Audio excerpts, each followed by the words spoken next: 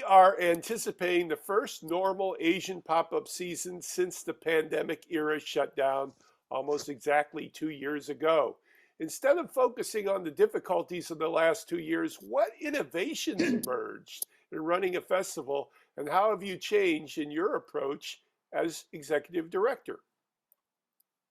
Well, as the executive director for the organization, ensuring the continuity of the two festivals, keeping the community engaged throughout the prolonged pandemic have been my top priority, and still very much today. Well, as you know, at the beginning of the outbreak and the major lockdowns, we went 100% virtual.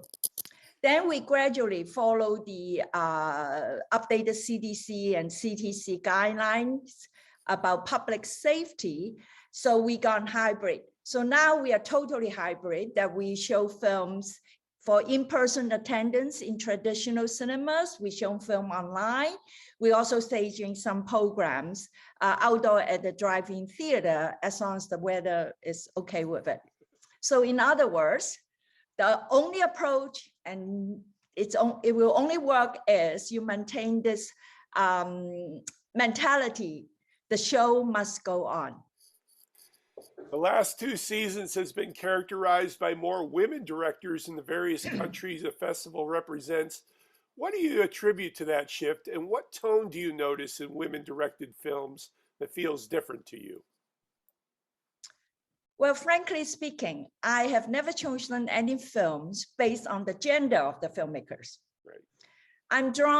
Need to be drawn firstly by how the stories are told, and secondly, whether the developments of the characters in the stories are believable and particularly relatable by the Western audience here.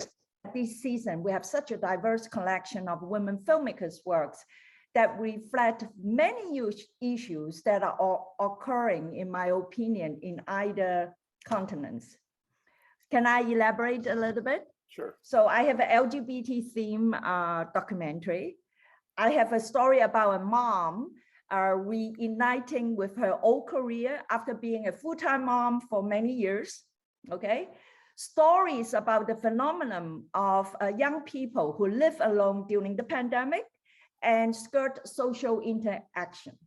And also unmarried women trying to challenge the definition of normal roles in their societies. Also, well, another story about two lonely people with emotional baggage crossing paths. And last, a sweet romance that reminds you about your first loves. And I think the icing on the cake is I am able to feature one of the most celebrated contemporary women directors from Asia, Anne Hui, the Hong Kong director, being internationally recognized. Her period piece, Love After Love, is about a young girl in the colonial era, 1940s, and traveled from Shanghai to Hong Kong. So I thought I'm seeing the gilded age or whatever, but the Hong Kong style. So I'm very excited with this diversity of films that we are portraying this time. The opening night film of season 13, one of your first in-person events last fall, was Ascension, which was just nominated for Best Documentary at the Academy Awards upcoming. I know you worked hard to get this film into the fest. What connections made that happen? And does it surprise you that Ascension is up for the big prize? Well, again, I chose the film because the artistic direction of the director. It is a very unusual documentary that has no dialogue. It's not trying to impose on us. And however, after seeing it the first time without knowing what it is I was going to see, I was totally engaged and absorbed. I couldn't take my eyes off the screen. Every frame was so precious. And actually afterwards, I get a sense where contemporary China stands with capitalism, with consumerism, with innovation and social standing. It was so smart. And I just totally blown away. And I opened last season with this unconventional documentary. So I am very, very happy to see that the film is being nominated to compete for an Oscar. So way to go, Jessica Kingdom. And happy International Women's Day too.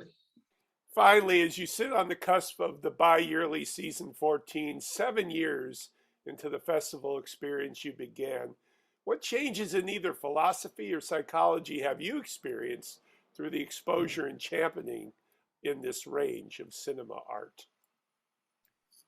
Well, I think I have stayed focused with the vision of being this bridge between the East and the West through film's appreciation.